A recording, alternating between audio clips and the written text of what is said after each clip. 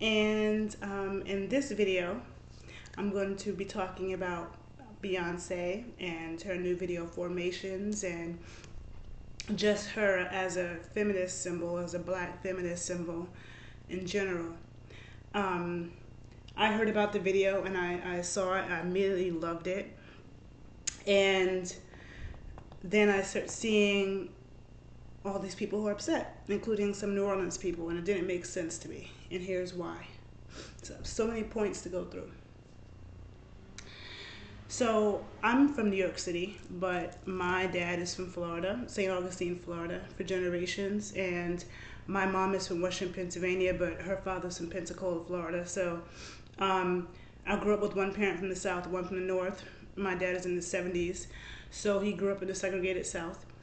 And my dad's a dark-skinned black man, and his mom came from a class of free blacks in Florida, mulattoes, that my grandmother was light-skinned. She married the blackest man she could find, which is my father's dad. And my dad was raised with a lot of pride. He said, you know, his mom used to always tell him, don't feel like you can't do this or you can't do that because you're black. So my dad wasn't one of those black people that wanted to like get a nose job and bleach his skin. He was always proud.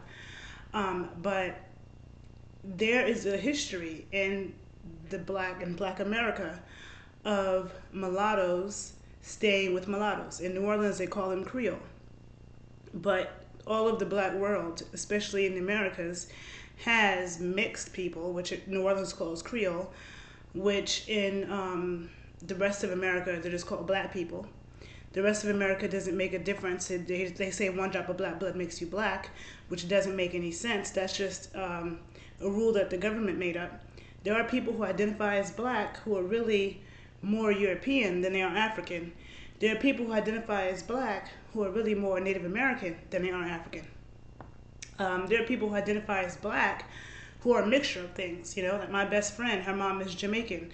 In America, they say she's black, but in reality, her genealogy, she's part Chinese, she's part East Indian, she's part African, she's part Native American, and she's part European. How much of her is African probably isn't even 50%. But in America, it's if you're not white, you're black. One drop of black blood makes you black. Those aren't the same rules in the Spanish-speaking world, like or in the French-speaking world. So somebody like Vanessa Williams, the singer, just the famous singer Vanessa Williams here in America, in Brazil, they wouldn't call her a black woman. In Puerto Rico, they wouldn't call her a black woman, okay? So let's understand that race is a social construct. So New Orleans, which has the French, you know, influence, defined race more like the rest of the Americas, you know. The so-called Creole wasn't in the same category as black people, as Negroes, as Beyonce says. They weren't in the same category as white people either. And it's interesting because I have a Facebook friend who's from New Orleans, very light-skinned, damn near white, and she said she was offended by Beyonce's video because she said there's no such thing as white and black in New Orleans, that everybody has soul, and that's bullshit. That's not true at all. Yes, in New Orleans, white people party with black people more than they do in the rest of the South. And the rest of America in a lot of ways. That's not true in New York, but it's true in cities like Chicago or Atlanta, D.C., where I never see black and white people talking to each other or hanging out with each other. So in New Orleans, you do see that more.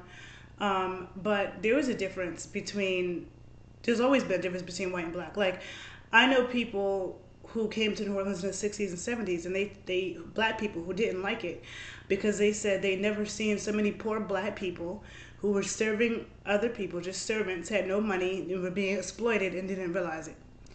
And there is money in New Orleans, okay? I've spent a lot of time in New Orleans. I'm in New Orleans right now. Love the city. There is money here, but it's old money in the hands of white people. I don't see a lot of black people in New Orleans with money, okay? You might see black people in Atlanta with money. You might see black people in D.C. with money, or in L.A. or New York, but I don't really see it in New Orleans, okay? It's in the hands, old money in the hands of white people. So when Beyonce says, you know, her father's from Alabama, her mom's from Louisiana, one thing I can definitely say too about what I've noticed about Louisiana women, not just New Orleans women, but Louisiana women, period, all the ones I've known, and women from Louisiana may not notice this, but they're all wild women. And what I mean by that is I know so many women from Louisiana who have husbands, they have kids, but they still party, they still handle their business. They go out, they have fun, they drink, they dance, they express their sexuality, and nobody's bugging over it, nobody's tripping over it. There's women I've known in New Orleans for years, and I've never seen their husband. And their husband will stay home and take care of the kids, and it's okay. Like, no, the men aren't upset about it. From what I see, nobody's upset about it, but that's the culture. It's very different than the rest of the country where women have babies and it's like they can't do anything anymore. They can't be sexual anymore. So I respect Beyonce because she had her daughter and she turned up even more. You know, she had her daughter. She came out with that visual album that was it was the highest level work of art she had come out with thus far. And she was very sexual. And it's really like after you have a baby, it's like, who can tell you what you can do? You can do whatever the fuck you want after you give birth. And how does she have that? How does she get pregnant and have a baby from sex, right? So there's nothing to be ashamed of with that. But some women feel like once they have a baby, they have to dim that down. They can't be like that anymore. There are a lot of women who feel like once they get married, they have to dim their light and they can't be like that anymore. Before Beyonce was with Jay-Z, she was shaking her ass and gyrating half naked. She was a sex symbol. Now she's married to Jay-Z and she's still shaking her ass half naked and a sex symbol. Jay-Z is not trying to tell her, is not stopping her from doing what the fuck she does. Okay? That to me is a powerful feminist symbol. Not a woman who gets with a man and lets the man own her. Like now he's like, oh no, you can't do that. I don't want other men seeing you like that. Me personally, I don't respect women like that. To me, that's not a feminist act. You know, there are feminists who don't like men, who think men are the enemy.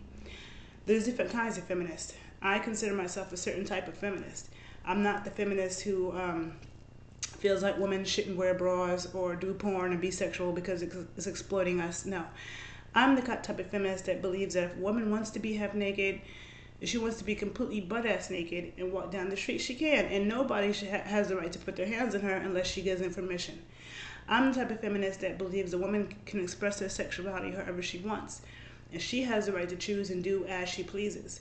I'm the type of feminist that says women have control over their body, not some man, not the government or anybody else, okay? So that's what Beyonce embodies to me. For years before Jay-Z, all the songs she made was about knowing her worth. Like, oh, you want to act stupid? I'll replace you and get a new man tomorrow. Oh, you like this? Oh, put a ring on it. You know, she's always, and then when she's with Jay-Z, she upgrades you and she knows her value. I think that she's a humble person, but I think she knows her value. Now, being from New York City, I know that people, a lot of people in the North look down on the South. As soon as they hear you with a Southern accent, they automatically think you're slow, and that's wrong information. My sister has lived in Georgia my entire life, not in Atlanta either, like close to Savannah. My dad's from Florida. I've spent lots of time in New Orleans and Atlanta and Florida, going on through Memphis and Alabama. And so I've spent a lot of times in the South, Virginia and Maryland, which also is the South. Some people try to act like it's not, but it is. So I've spent a lot of time in the South. I have Southern roots. I grew up with a father and a grandmother who was always talking about it. So even though I'm from the North, I know a lot about the South. And I know that the South and the North have different cultures. Like, the South is way more musical than the North. People value music and they play instruments a lot more in the South than they do in the North. My brother went to Norfolk State, and that's the first time we saw how serious the South took those marching bands and the formations, like Beyonce talks about. Those formations are a big deal. People in New York City don't know anything about that. Living in New York City, most of the black people are African or Caribbean. They don't know anything about black Americans. They're in New York City and they travel around the world, but they don't travel around America. And so their formations is really important to the black college marching band tradition, but it's also very important to black girls. Being a black girl, all little black girls made up dances. We have formations, we have things we got into. So I really relate to that. And that, speaking to black culture. But then also, there's so many things I want to say. You have certain Creoles, like Beyonce's mother, who tried to stay with their kind. Like if you look at Vanessa Williams' parents, both their parents look just like her. So you had people who look like that, who stayed with their kind, and they didn't believe in mixing with the darker. Then you had Creole people who found beauty in dark skinned people, and real black people is what I call them, because some people get upset with me, but honestly, like when I talk about Misty Copeland, I'm like, hooray to Misty Copeland. But the legacy of dope black ballerinas is nothing new. The Dance Theater Harlem has existed forever. And the Dance Theater Harlem is way more interesting to watch than American Ballet Theater. The American Ballet Theater is boring as fuck. And Misty Copeland, if somebody hadn't pointed out that she was a black ballerina, I wouldn't have noticed it. Because when she's on stage with them, they make her look white. They chose her because she could blend in. Would they have chosen Misty Copeland if she was black like Kenya Moore or Lupita? Would they have chosen her then? Then you would talk about some progress. But I don't look at Misty Copeland as some great progress. No, So there is a difference, between the Negro and the Creole. Even though there are a lot of black people in America who are dark skinned with Negro nostrils who are also mixed with European and Native American. Most of the, if not all the black people I know in America have Native American blood and European blood, no matter what they look like. So, but the fact that Beyonce's mother married a black man for real with Negro features, a lot of people, when Beyonce chose to marry Jay-Z and have kids with him, a lot of people were like, nobody found Jay-Z attractive. Some people might have wondered why she didn't choose, somebody else. And so for her, and then, people have been criticizing her daughter's hair, saying her daughter looks like her dad, and so for Beyonce to come out and say, listen, I like big noses, and I like my daughter's afro. That is a powerful statement that I don't know how any black person could get mad at. Because on the flip side, look at the Jacksons. The Jacksons all got these crazy nose jobs. They look crazy as hell. Janet Jackson, much love to her, but Janet Jackson was considered as a beauty symbol in the 90s. And she got so much plastic surgery. All the Jacksons got a pinched up, crazy looking nose. They didn't have love for themselves. So now you have a beauty icon, a powerful woman like Beyonce come out and say, I like that. But yet meanwhile in Africa, a lot of people are bleaching their skin. Meanwhile, in Jamaica, a lot of people are bleaching their skin. I have a friend in Oakland, a black woman who's studying to be a midwife, and she went to Ghana trying to find traditional midwives. And not only could she not find anybody who would admit that they were a midwife because they were so shamed and hidden, but she said that she saw babies in the hospital, people putting wigs on babies. So you had newborn babies with their wigs swinging in the hospital. Black Americans are not that bad. We're not putting wigs on babies, okay? We're not over here bleaching our skin. So you look to Africa, and they, a lot of Africans hate themselves, But then you have a light-skinned woman like Beyonce who had a baby with a black man, who lets her, has her daughter rock an afro and is not trying to straighten her hair and put wigs and weaves in her daughter's hair. And she's standing up and saying that. How can a black person get mad at that? That's just stupid to me. And then to say that there's no such thing as black and white in New Orleans is also not true at all. Okay? That's bullshit. And if you talk to real black people in New Orleans, they'll tell you that that's not true. There's such thing as black and white in America. There's such thing as black and white in the world. There's no place in the world where there's no such thing as black and white. Okay? So only the person that would say that is a bright, nearly white person, or somebody who's just totally in denial and not paying attention, because that's not true. Now, and even in New Orleans, that's not true, because the so-called Creole people were not put in the same category as the black people. But they didn't have the same rights as white people, but they had more rights than black people, okay? Now, Beyonce's Super Bowl performance was in California. Her father is from Alabama. Now,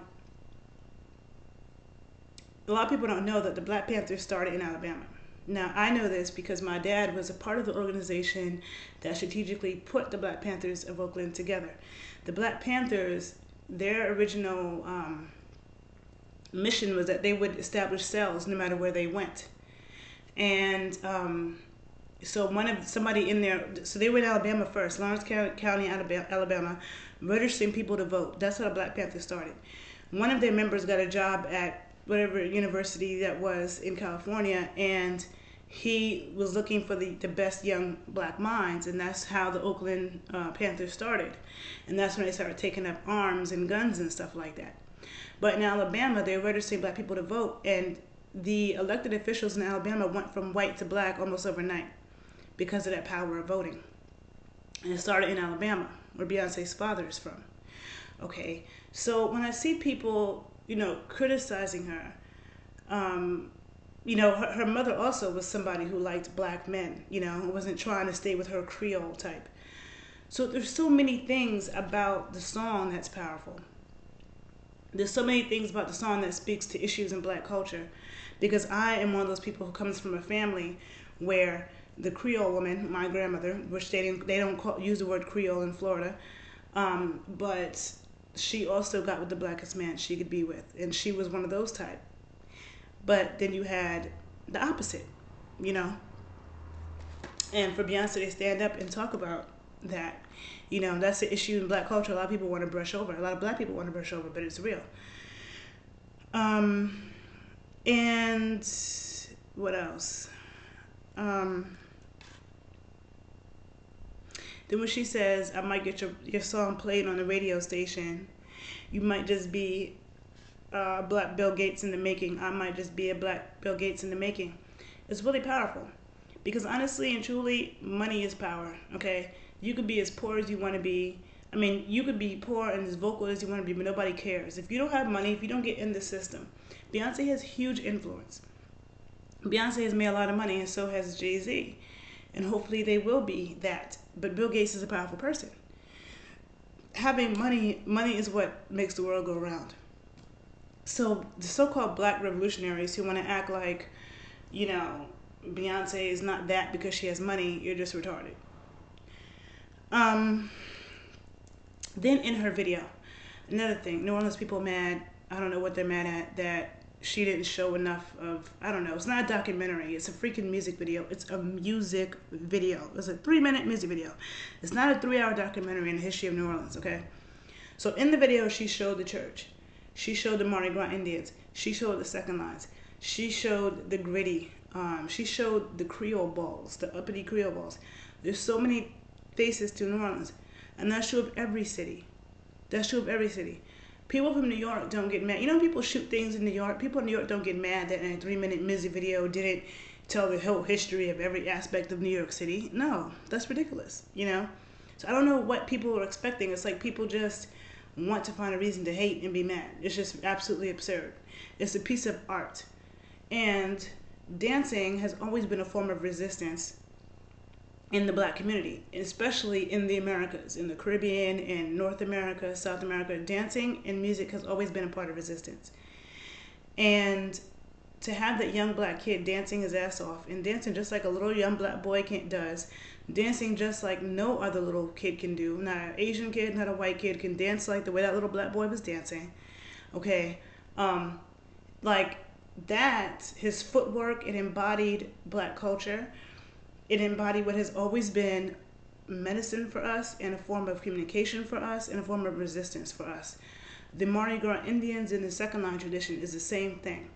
But most people in America don't know anything about that. I didn't know anything about that until I started coming down here and being educated on that as a serious student of black dance and traditions. She showed flashes of that. Most people may not have known what they were looking at. And no, she didn't explain it because it's a music video. It's not a documentary. That's up for the people who are looking at it to go do that research. People watch movies and music videos in New York City and see things and hear things they don't understand, but people in New York aren't pissed off like, oh, well, they didn't explain, blah, blah, blah, blah. That's ridiculous, okay?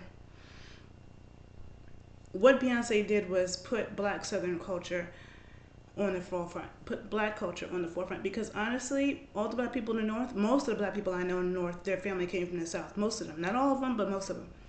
Now, the other thing is, being from New York City, when we call people a Bama, it's an insult. Like, calling somebody a Bama is not something that's, like, prideful. Ever since Beyonce has come out, she's been talking with a Southern accent. People from the North thought, oh, she's slow. She's talking with that Houston accent. She don't know nothing. Oh, she's just a pretty girl that's not about nothing. And I know this as a woman. When you're a woman who's in a bikini or half naked dancing and gyrating, people think you're dumb. People put you in a box of, oh, she looks good, and she's just shaking her ass, and she's dumb. And that's what people did with Beyonce. But for her to say, mix that Alabama with that Louisiana, that my dad's from Louisiana, my dad's from Alabama, my mom's from Louisiana, mix that Negro with that Creole, go to Texas, Bama, and she says it with pride, I respect that. Because I'm not going to front. I'm one of those people that look down on Texas, look down on Alabama, call people a Bama as an insult. In the video, she has, Bamas on the basketball jerseys. Being a basketball player is something to be proud of. That's cool in the Black American community. So to put that on the basketball jersey, like what? A lot of people I know in Chicago come from Alabama, and they're good-looking Black people. So why do people look down on Alabama? But that's the real thing with the North and the South. And it's always been a different culture with the North and the South. And again, this is something that I've seen and learned a lot from being around my parents. Then the whole Black Panther, like traditionally the Black Panthers were, the Black Panthers that we know of, they had a lot of patriarchal tones to it. The Black Power movement had a lot of patriarchal tones to it. And like I said, my dad was heavily involved in that. I'll put a couple of Blog Talk Radio shows beneath on this video that you can listen to find out more about where I come from and people I grew up with and my dad's involvement in the movement in the Black Panthers and stuff. But